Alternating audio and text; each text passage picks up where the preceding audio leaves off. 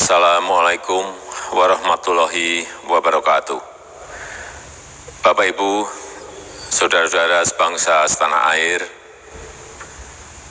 pagi tadi saya telah memimpin rapat terbatas secara virtual tentang Undang-Undang Cipta Kerja bersama jajaran pemerintah dan para gubernur. Dalam undang-undang tersebut terdapat 11 klaster yang secara umum bertujuan untuk melakukan reformasi struktural dan mempercepat transformasi ekonomi. Adapun klaster tersebut adalah urusan penyederhanaan perizinan, urusan persyaratan investasi, urusan ketenagakerjaan, urusan pengadaan lahan, urusan kemudahan berusaha, urusan dukungan riset dan inovasi, urusan administrasi pemerintahan, urusan pengenaan sanksi, urusan kemudahan pemberdayaan dan perlindungan UMKM, urusan investasi dan proyek pemerintah, serta urusan kawasan ekonomi. Dalam rapat terbatas tersebut, saya tegaskan mengapa kita membutuhkan Undang-Undang Cipta Kerja. Pertama, setiap tahun ada sekitar 2,9 juta penduduk usia kerja baru, anak muda yang masuk ke pasar kerja, sehingga kebutuhan atas lapangan kerja baru sangat-sangat mendesak. Apalagi di tengah pandemi, terdapat kurang lebih 6,9 juta pengangguran dan 3,5 juta pekerja terdampak pandemi COVID-19. Dan sebanyak 87% dari total penduduk bekerja memiliki tingkat pendidikan setingkat SMA ke bawah, di mana 39% berpendidikan sekolah dasar, sehingga perlu mendorong penciptaan lapangan kerja baru, khususnya di sektor padat karya.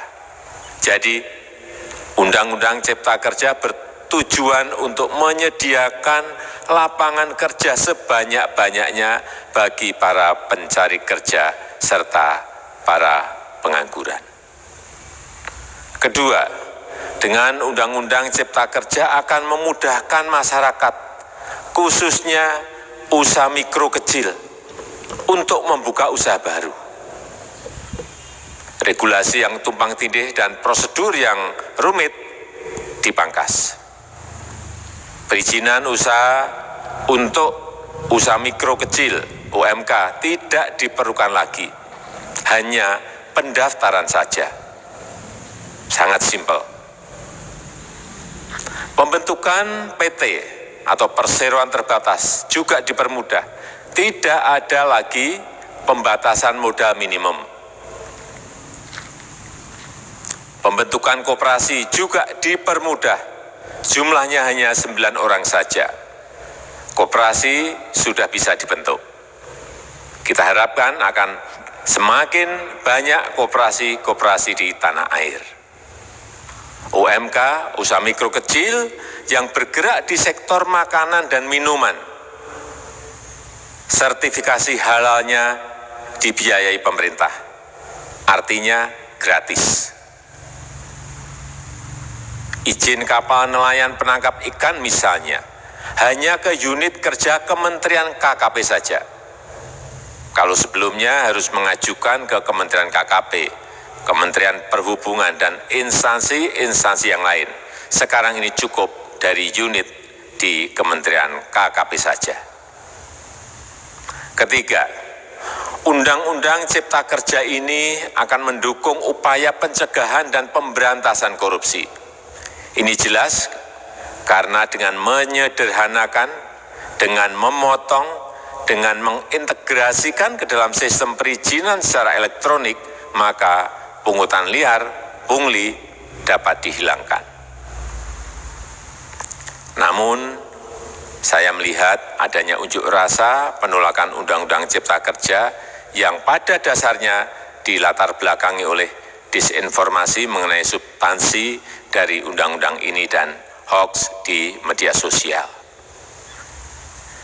Saya ambil contoh, ada informasi yang menyebut tentang penghapusan UMP, upah minimum provinsi, UMK, upah minimum kota kabupaten, UMSP, upah minimum sektoral provinsi. Hal ini tidak benar, karena faktanya upah minimum regional, UMR, tetap ada. Ada juga yang menyebutkan bahwa upah minimum dihitung per jam. Ini juga tidak benar. Tidak ada perubahan dengan sistem yang sekarang. Upah bisa dihitung berdasarkan waktu dan berdasarkan hasil. Kemudian adanya kabar yang menyebutkan bahwa semua cuti sakit, cuti kawinan, cuti khitanan, cuti baptis, cuti kematian, cuti melahirkan dihapuskan dan tidak ada kompensasinya. Saya tegaskan juga ini tidak benar. Hak cuti tetap ada dan dijamin. Kemudian apakah perusahaan bisa mem-PHK kapanpun secara sepihak? Ini juga tidak benar. Yang benar, perusahaan tidak bisa mem-PHK secara sepihak. Kemudian juga pertanyaan mengenai benarkah jaminan sosial dan kesejahteraan lainnya hilang. Yang benar, jaminan sosial tetap ada. Yang juga sering diberitakan tidak benar adalah mengenai dihapusnya AMDAL, analisis mengenai dampak lingkungan. Itu juga tidak benar. AMDAL tetap ada. Bagi industri besar harus studi AMDAL yang ketat. Tetapi bagi UMKM lebih ditekankan pada pendampingan dan pengawasan. Ada juga berita mengenai Undang-Undang Cipta Kerja ini mendorong komersialisasi pendidikan. Ini juga tidak benar. Karena yang diatur hanyalah pendidikan formal di kawasan ekonomi khusus, di KEK. Sedangkan perizinan pendidikan tidak diatur di dalam Undang-Undang Cipta Kerja ini. Apalagi perizinan untuk pendidikan di pondok pesantren. Itu tidak diatur sama sekali dalam Undang-Undang Cipta Kerja ini. Dan aturannya yang selama ini ada tetap berlaku. Kemudian diberitakan bahwa keberadaan bank tanah. Bank tanah ini diperlukan untuk menjamin kepentingan umum, kepentingan sosial, kepentingan pembangunan nasional, pemerataan ekonomi, dan konsolidasi lahan serta reforma agraria. Ini sangat penting untuk menjamin akses masyarakat terhadap kepemilikan tanah, kepemilikan lahan, dan kita selama ini tidak memiliki bank tanah. Saya tegaskan juga bahwa Undang-Undang Cipta Kerja ini tidak melakukan resentralisasi kewenangan dari pemerintah daerah ke pemerintah pusat. Tidak ada. Perizinan berusaha dan pengawasannya tetap dilakukan oleh pemerintah daerah sesuai dengan NSPK, norma, standar, prosedur, dan kriteria yang ditetapkan pemerintah pusat. Ini agar dapat tercipta standar pelayanan yang baik di seluruh daerah, dan penetapan NSPK ini dapat nanti akan diatur di dalam PP atau peraturan pemerintah. Selain itu, kewenangan perizinan untuk non-perizinan berusaha tetap ada di Pemda, sehingga tidak ada perubahan. Bahkan kita melakukan penyederhanaan, melakukan standarisasi jenis dan prosedur berusaha di daerah.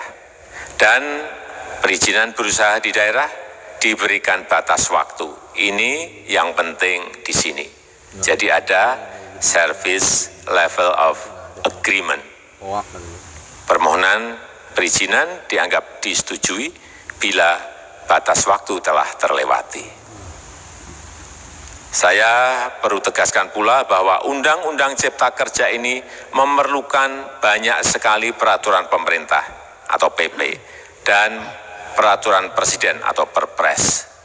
Jadi setelah ini akan muncul PP dan Perpres yang akan kita selesaikan paling lambat 3 bulan setelah diundangkan.